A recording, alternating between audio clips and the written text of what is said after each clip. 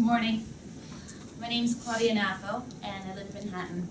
I'm a concert pianist, and 2 years ago I would have never imagined I'd be here speaking before you. But I had the misfortune of falling victim to a sequence of out-of-network medical surprises, which changed my life dramatically and has faced me in a new world that I knew very little about. On April 24th, 2012, after undergoing emergency cervical spine surgery, I had every reason to believe that this surgery was an in-network service. Instead, it subjected me to claims for payment from both provider and insurance, totaling nearly $101,000.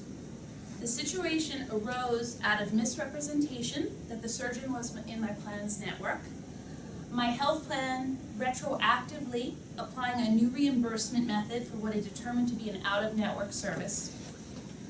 I have received recommendations for neurosurgeons at 3 different hospitals in Manhattan. The one highest recommended was out-of-network, and I knew that that was not an option. After 3 different consultations, I opted for the hospital I've used in the past, where most of my in-network physicians are. The referring neurologist, who was in my health plan, had raved about a particular neurosurgeon at the same institution.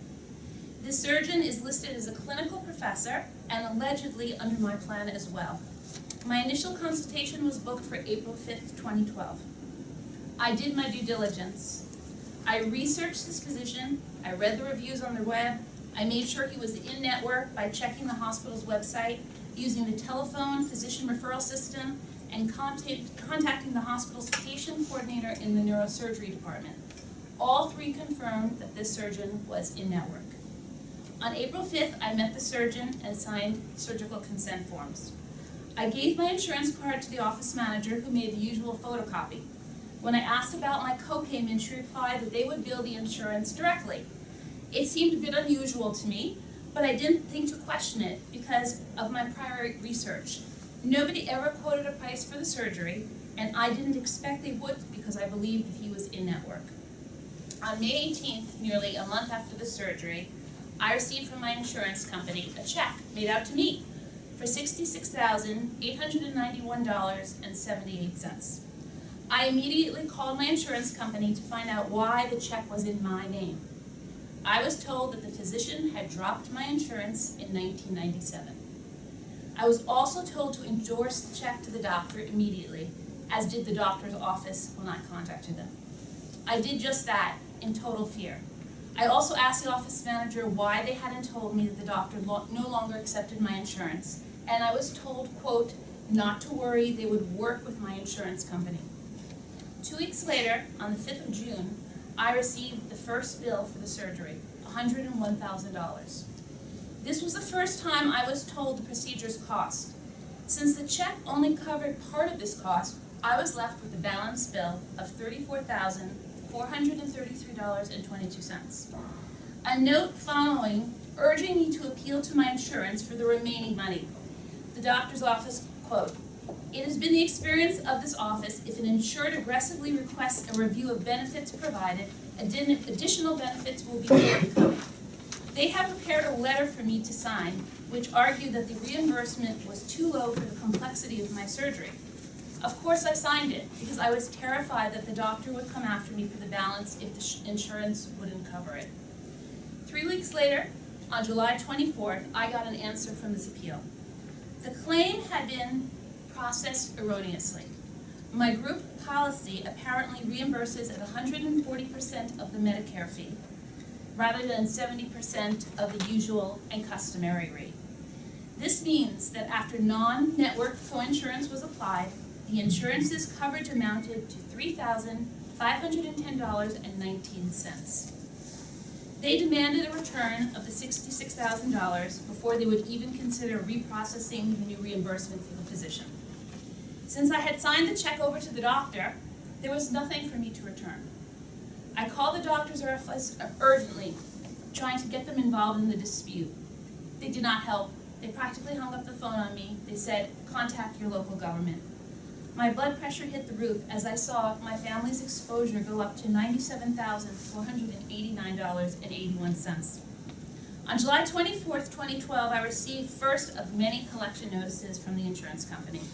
This lasted through November 12th, once things were finally resolving.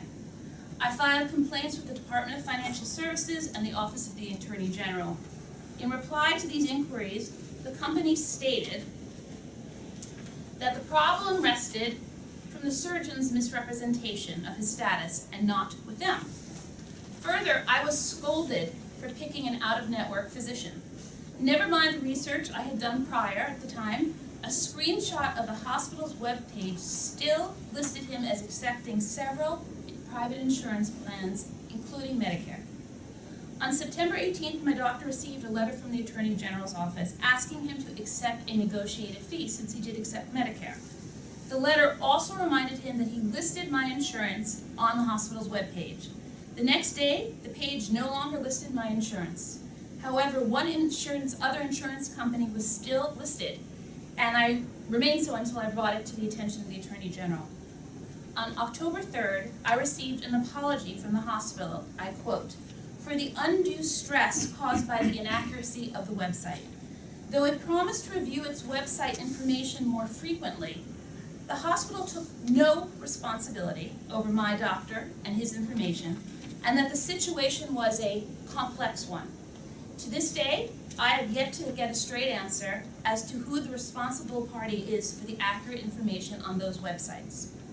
The spring into the fall were immensely stressful, as anyone can imagine. I was concerned that to get through this, I was going to have to declare bankruptcy. My husband and I even talked about divorcing to separate and protect our assets. It felt like my family and I were being used as pawns in a chess game between insurance and doctor. It was also infuriating that neither wanted to address each other directly, and all liability seemed to rest on my family's shoulders.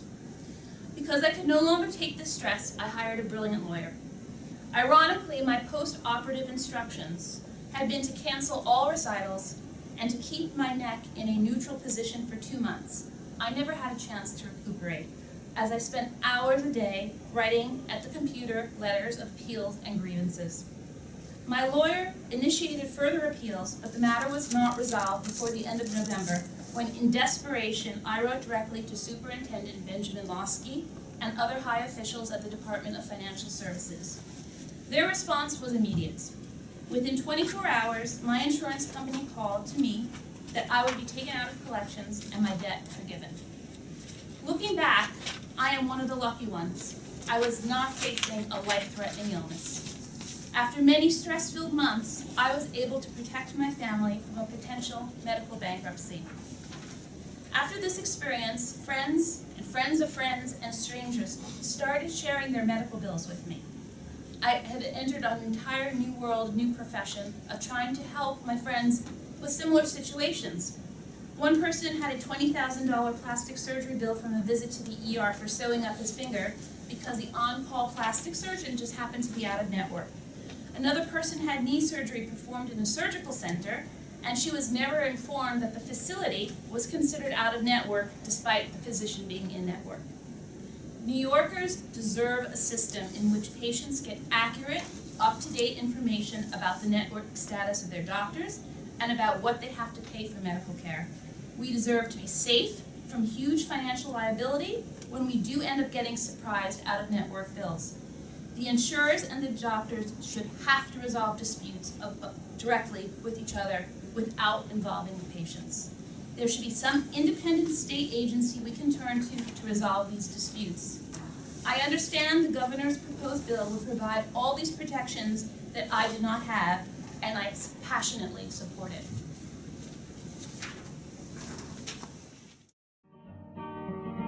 This land is your land, and this land is my land, from the California to the New York Island, from the Redwood Forest to the Gulf Stream waters. This land was made for you and me. As I went